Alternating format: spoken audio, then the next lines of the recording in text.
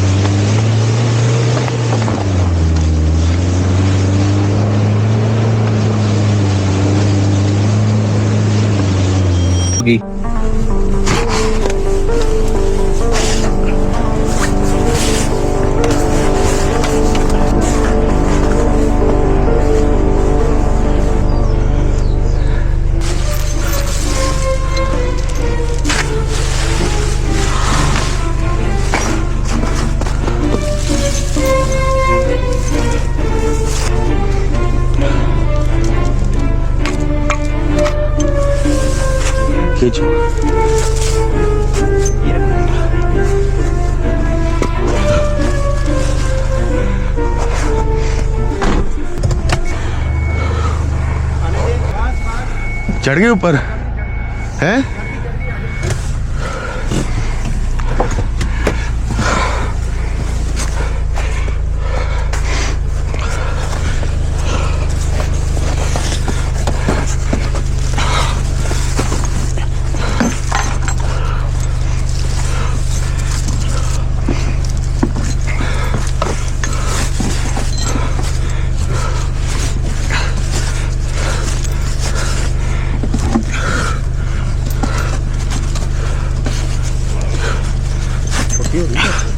नहीं पूरी है।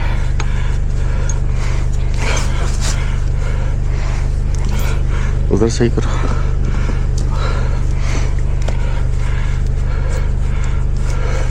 आ गया बंजी करो।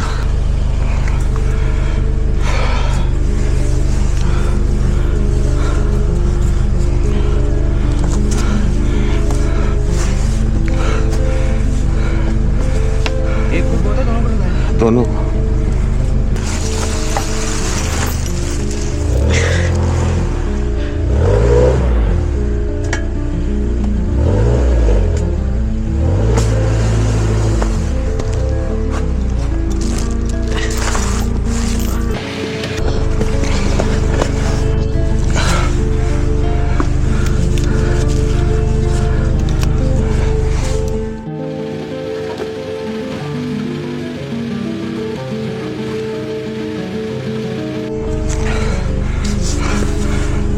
बंजी कर लो। ये थोड़ी सी गाड़ी आगे करना।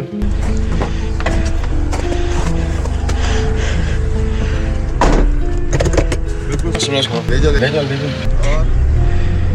बस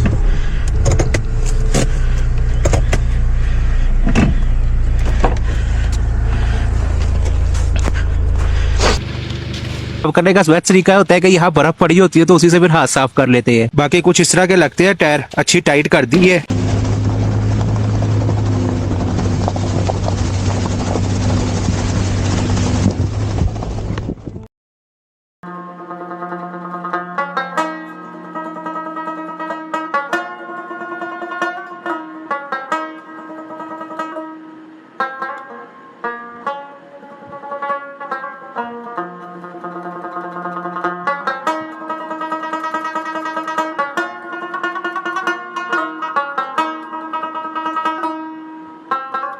ये जा नहीं सकते क्योंकि पता नहीं है कि कहाँ पे गहराई है, कहाँ पे बर्फ कह रही है। तो इस वजह गाड़ी अभी 4 हाई में है। पापा ने रेस और ब्रेक दोनों से ऐसे पैर उठाए और गाड़ी अपने आप आराम से ना उतर रही है। तो ये फायदा हो जाता है स्नो चेन का।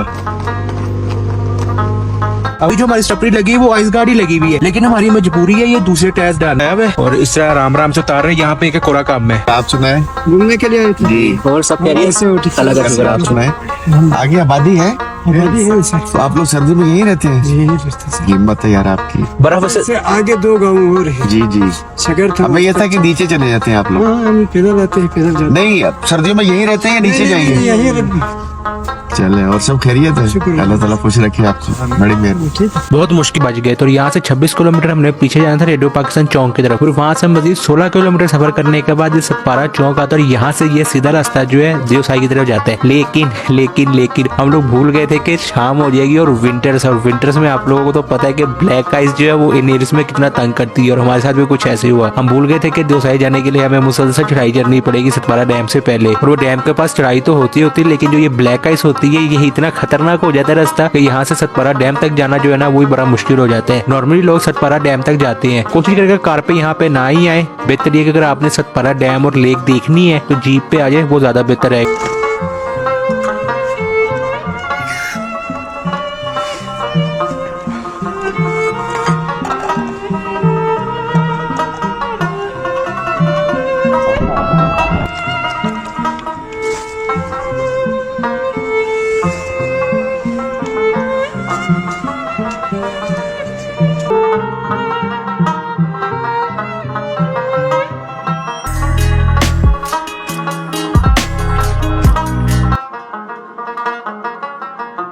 स्कर्दू आता हूँ तो मैं यहाँ पे रुकता हूँ। ये मेन सिटी से थोड़ा सा पहले ही है। यहाँ पे रुकने की वजह ये है कि जो मेरा फेवरेट होटल है वो स्कर्दू बल्तिस्तान की खास बात ये है कि इसमें आप किसी तरफ भी निकल जाए आपके पास इतने ऑप्शन होते हैं कि आपको कुछ समझ नहीं आ रहा होता कि कहाँ जाए। लेकिन विंटर्स में अगर कार स्कर्दू सिटी में ऐसा हमें स्नो चेन की जरूरत नहीं पड़ती, लेकिन एक स्कर्दू सिटी में भी अर्ली मॉर्निंग और इवनिंग के पास आके जब गाड़ियों का ट्रैफिक थोड़ा कम हो जाता है ना तो फिर आपको स्नो चेन की जरूरत पड़ सकती है। तो ये थोड़ा सा माइंड में रखा कोई यहाँ पे कई दफा ब्लैक आइस वाला इशू बन सकता है। बाकी जिन 2-5 की तरफ जा रहे हैं उसके लिए आपको शिगर वैली की तरफ जाना पड़ता है। स्कर्दू से शिगर वैली का ट्रेवल डिस्टेंस 50 किलोमीटर है। रोड कंडीशन की बात करें तो सिर्फ बीच में एक ये पैच आएगा, लेकिन इतना मसला नहीं, हर किस्म की गाड़ी पे आप जा सकते हैं। यहाँ आके रास्ता मोड़ रहे हैं, सीधा रास्ता जो है ये खरमंग की तरफ चला जाता है और हमने मोड़े अब शिगर की तरफ। ये ब्रिज के पास आपके CNIC की एंट्री होती है और ये ब्रिज क्रॉस करती है आपका पहला पॉइंट आ जाता है जो आप देख सकते हैं अपनी गाड़ी पे आके।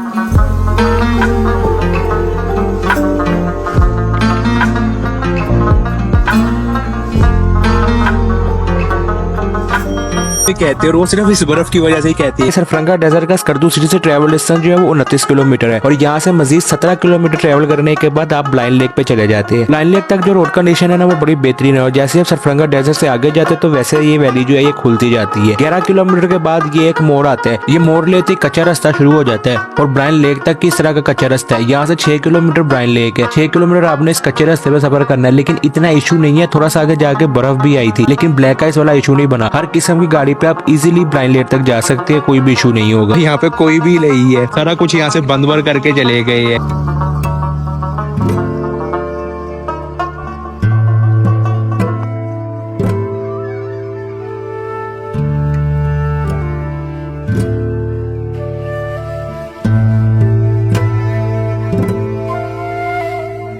दोनों रातों रात मुझे पापा की आवाज ही, मेरे पापा के जब आए थे वो हो सकता है क्योंकि ब्लाइंड लेक आए और जमी भी लेक के ऊपर ही ना जा सके तो यहाँ पे आने का तो फायदा कोई नहीं था। आजकल भी यहाँ पे लोग बैठते हैं, टक शॉप वगैरह बंद हो गई है लेकिन सुबह 10 बजे आते हैं। हम लोग 10 बजे थोड़ा सा पहले पहुंच गए थे इसलिए हमें कोई नहीं मिला। और यहाँ की जो इसकी लेक की जो गहराई है वो 30 फुट है। इसमें जो भी बर्फ जमी हुई है जिसमें मैं चल रहा हूँ, जो ये बर्फ है व्हाइट इसके नीचे इस तरह सारी जो है लेक है और उसकी जो ये लेक की गहराई वो 30 फुट है, लेकिन जो बर्फ जमी हुई वो 1 फुट की है। मैं ज्यादा आगे डरते हुए नहीं जा रहा क्योंकि मुझे तैरना नहीं आता और ऊपर से बहुत गहरी और पानी भी बिल्कुल। सीजन में यहाँ पे लोग आके कैंपिंग करते हैं, इन्होंने टेंट वगैरह लगाए हुए, आप इनसे रेंट पे कैंप भी ले सकते हो। शिगर फोर्ट का ऑप्शन भी है और आपको शिगर वैली में जाना पड़ता है, लेकिन वो मैं स्किप कर रहा था और यहाँ से हमने वापसी अपना सफर शुरू कर दिया था स्कर्दू सिटी की तरफ क्योंकि हमारे अगले पॉइंट को रास्ता स्कर्दू सिटी में से जाता है। हमारा अगला पॉइंट था खटपना लेक और जब आपने जाना तो अपने स्कर्दू सिटी किसी से भी पूछ लेंगे खटपना लेक जाना सुंदस वाले रास्ते से और सुंदस से ये रास्ता ऐसे अंदर को मुड़ रहा होता है। रोड कंडीशन की बात करें तो रोड ठीक है। सुंदस से आप जैसे ही मुड़ेंगे तो उसके 3 किलोमीटर बाद ये बोर्ड लिखा हुआ आएगा और यहाँ से आपने अंदर मुड़ना है खटपना लेक की तरफ। जब आप मुड़ जाते तो फिर रोड खत्म हो जाती है और सैंड शुरू हो जाती है। वैसे तो आजकल इतना मसला नहीं क्योंकि बर्फ की वजह से सैंड जो थी वो नरम हुई भी थी। उसके अलावा मुड़ते ही तकरीबन 1-1.5 किलोमीटर सफर करते तो उसके बाद खटपना लेक आ जाती है। यहाँ भी सीट बिल्कुल अच्छा, इसका मुझे ब्लाइंड लेक का पता था कि वहाँ पे बर्फ जमती है, लेकिन ये भी सिर्फ जब ही होगी, इसका मुझे बिल्कुल भी आइडिया नहीं था। पापा आपको इसमें डुबो के दिखाते हैं, इसकी जो गहराई है वो तकरीबन इतनी ही है। व्यू यहाँ पे बहुत ज्यादा कमाल का है, लेकिन इशू ये है कि यहाँ पे मैं ड्रोन नहीं उड़ा सकता, पास ही एयर दिया और ऊपर से डेजर्ट नजर आता है, नीचे ये लेक है और डेजर्ट देखने के लिए हमें भी ऊपर जाना था। नॉर्मली अगर आप लोग गाड़ी पे हो तो आपने यहाँ से पीछे सुंदर जाना है और सुंदर से स्कर्दू से होते हुए गंबा वाली साइड पे जाना है, लेकिन हमारे पास क्योंकि 4x4 थी तो हमने यहाँ से अपना सफर गंबा के लिए शुरू कर दिया था। गाड़ियां लोकल्स ले जाते, लेकिन मैं आपको बिल्कुल भी रिकमेंड नहीं करूंगा कि आगे आके काफी स्लिपरी हो गया था। और गर्मियों में भी जब आप सीजन में आते हैं तो आपने यहाँ पे रेट में थोड़ा सा ना गाड़ी देख के चलानी है। अक्सर यहाँ पे जो फ्रंट व्हील ड्राइव है ना वो थोड़ा बहुत करती है मसला। बाकी जो रास्ता खटपना लेक वाला है ये भी आगे जाके फिर मेन गंबा में निकलता है। अच्छा, जब हम ये गंबा से आए हैं, अगर आप सुंदर से वापस स्कर्दू से आते हो फिर आपने इस रोड से आना था। जब आप इस रोड से आएंगे तो आपको यहाँ पे बल्तिस्तान फोर्ट का और ये ग्लैम पाकिस्तान का बोर्ड लगाएगा। यहाँ से ये रास्ता जो आगे जाता है खटपना डेजर्ट के लिए। ये कोई इतना खास पॉइंट नहीं है, इसको आप स्किप भी कर सकते हैं। मैं ये आपको सिर्फ दिखा रहा हूँ कि ये मेरा फेवरेट पॉइंट है। यहाँ से आपने 2 किलोमीटर सफर करना होता है तो उसके बाद ये एक व्यू पॉइंट आ जाता है। तो मैं इसलिए बार बार आता हूँ क्योंकि यहाँ पे जैसे अब ये जब फैब में आते हैं तब यहाँ पे सारे पानी पानी होता है। ये लेक होती है, उस तरफ दरिया और दरिया के पीछे फिर ये सारा माउंटेन और ये यहाँ का इस तरह व्यू है। हर बार आके मेरा ये दिल करता है कि सेटिंग्स ऐसी है कि सबसे पहले स्लीपिंग बैग है जिसमें मैं पैक होऊंगा, उसके बाद ये रजाई आएगी और रजाई के नीचे कपड़ा सा उधर आगे साइड पे लगाने का उतर के बता रहा हूँ। तो इस तरफ चले गए थे श्रीगढ़ की तरफ, लेकिन आज हम लोग इस तरफ जा रहे हैं खरमांग डिस्ट्रिक्ट की तरफ, क्योंकि खरमांग डिस्ट्रिक्ट में स्कर्दू की मशहूर मनठोका वाटरफॉल। पेट्रोल हमने सुबह स्कर्दू सिटी से फुल करा लिया था और आप लोग भी स्कर्दू सिटी से पेट्रोल फुल करवा के निकले, क्योंकि स्कर्दू सिटी से मनठोका वाटरफॉल का ट्रैवल डिस्टेंस 80 किलोमीटर है और आने जाने में आधा दिन लग जाते हैं। रोड कंडीशन की बात करें तो रोड मनठोका वाटरफॉल तक की बड़ा बेहतरीन बना हुआ है। बीच में इस तरह के छोटे मोटे पैचेस आते हैं, लेकिन इतना इशू नहीं है। हर किस्म की गाड़ी पे आप इजिली मनठोका वाटरफॉल तक जा सकती है। विंटर्स में ये कुछ कुछ पैचेस आते हैं जहाँ पे आपको ब्लैक आइस मिल सकती है। हम 2 साल से आ रहे हैं, लेकिन हमें आज तक यहाँ भी ब्लैक आइस का इशू बना नहीं है। लेकिन आपको जहाँ भी कि सड़क पे पानी नजर आए तो आपने वहाँ पे थोड़ी सी एहतियात करनी है, क्योंकि मोस्टली वही एरिया जो होता है वहाँ पे ब्लैक आइस होती है। बाकी अगर विंटर्स में आ रहे हैं बच्चों के साथ तो मनठोका वाटरफॉल लाजमी आएगा, हाईली रिकमेंड है। सिम अपने पास एसकॉम की रख लेगा, क्योंकि स्कर्दू में मोस्टली एरियाज में जो नेटवर्क है ना वो एसकॉम का चलता है।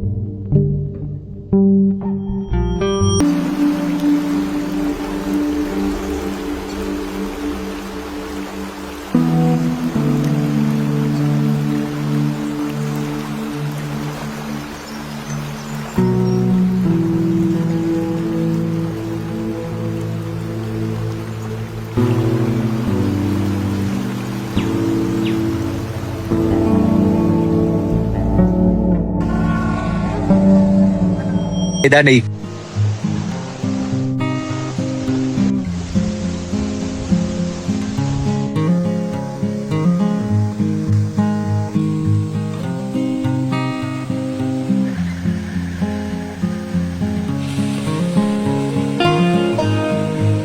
लेकिन एक यहाँ पे मैं आपको बता दूं कि जो वाटरफॉल है ये आर्टिफिशियल है। जो सही वाटरफॉल है ना वो बहुत पीछे है, वहां से ये सिर्फ पाइप डाल के ना तो यहाँ पे पानी लाए गए हैं। और जब आप सीजन में आते हैं तब तो आपके पास यहाँ पे नाइट स्टे का ऑप्शन भी होता है, लेकिन आजकल नाइट स्टे वाला सीन जो है ना वो थोड़ा सा ऑफ है। लेकिन अगर जो इनका कैफेटेरिया है ना वो ओपन है, तो यहाँ पे आके आप चिप्स एंड टिश्यू वगैरह कॉफी वगैरह लेने से कम नहीं है। बारिश तो रुकने का नाम है नहीं।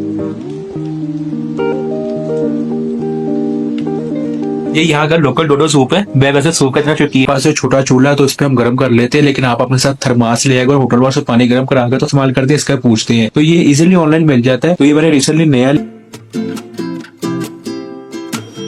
पहले यहाँ पे आते ना तो टेम्परेचर अब फेब के एंड तक ना यहाँ माइनस स्कर्दू की तरफ जाते थे, लेकिन आज हम लोगों ने पीछे की तरफ वापसी की तरफ जाना था और मौसम भी आज काफी खराब हुआ था। हमने एक दिन का मैसेज आ रहा है कि आज हमने एक्सप्लोर करना था कचूरा साइड को, और कचूरा के लिए आपको पीछे आना पड़ता है। यहाँ आके अगर मैं राइट हैंड पे मुड़ जाता तो हम स्कर्दू से बाहर जगरोड वाली साइड पे चले जाते और सीधा रास्ता जो है ये जाता है कचूरा लेक की तरफ। रोड कंडीशन की बात करें तो आजकल भी रोड वैसे है जैसे सीजन में था, गाड़ियां वाड़ियां चली जाती है। होटल्स वगैरह कचूरा में नीचे बंद हो गए, लेकिन ये शंग्रीला जो है इसमें होटल्स खुले हुए हैं। लेकिन यहाँ पे होटल्स जो है काफी एक्सपेंसिव होते हैं, पर नाइट का ये 35-40 हजार रुपए आपसे लेते हैं। लेकिन अगर आपने यहाँ पे स्टे ना करना, वैसे अंदर जाना हो तो 1000 रुपए यहाँ पे एंट्री फीस है और पार्किंग बनी है, आप यहाँ पे अंदर भी जा सकते हैं। बाकी शंग्रीला से आगे फिर जो रोड है ना ये रफ होना शुरू हो जाती है। सीजन में तो मैं गाड़ियों को रिकमेंड नहीं करता यहाँ पे आना, लेकिन आजकल रश नहीं यहाँ पे होता। तो अगर आपकी गाड़ी की ग्राउंड क्लियरेंस अच्छी है तो फिर आप जो इसकी आखिरी पार्किंग है ना वहां तक आ सकते हैं। लेकिन ये है कि आपने थोड़ा सा एहतियात करनी है, बर्फ बहुत ज्यादा पड़ी हो तो फिर आपने कोशिश करनी है कि अपनी गाड़ी लेके यहाँ पे ना आए। यहाँ पे ना आपको ब्लैक आइस वाला इशू बन सकता है, क्योंकि रास्ता कच्चा है और यहाँ पे जगह भी नैरो है, तो फिर यहाँ पे जो ब्लैक आइस है ना वो आपको ज्यादा तंग कर सकती है। लेकिन ये कि इस तरह का मौसम हो तो फिर तो आप अपनी गाड़ी पे इजिली आखिरी पार्किंग तक आ सकते हैं। नीचे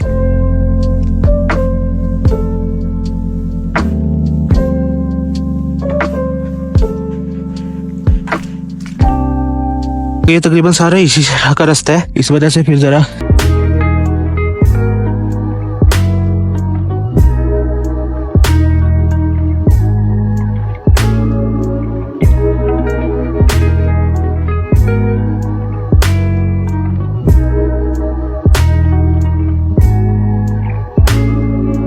कि 2-3 साल से क्लाइमेट चेंज की वजह से ना ये जो लेक है ना ये जम नहीं रही है। उसके अलावा बोट राइडिंग आजकल हो रही है, 3000 रुपया ले रहे हैं और वही 5-6 बंदे बिठा लेते हैं। स्पीड बोट की बात कर रहा हूँ, लेकिन आज रश नहीं है तो उस वजह से जगह का माहौल ही बिल्कुल तब्दील हुआ। दफा इनके पास ही आते हैं हांगकांग बोटिंग पॉइंट हांगकांग। मैं आपको रिकमेंड करूंगा कि मेरी अगली वीडियो बिल्कुल भी मिस ना करेगा, क्योंकि हम लोग ऐसी सिचुएशन में फंस गए थे जिससे हमें भी समझ नहीं आ रहा था कि निकलना कैसे है।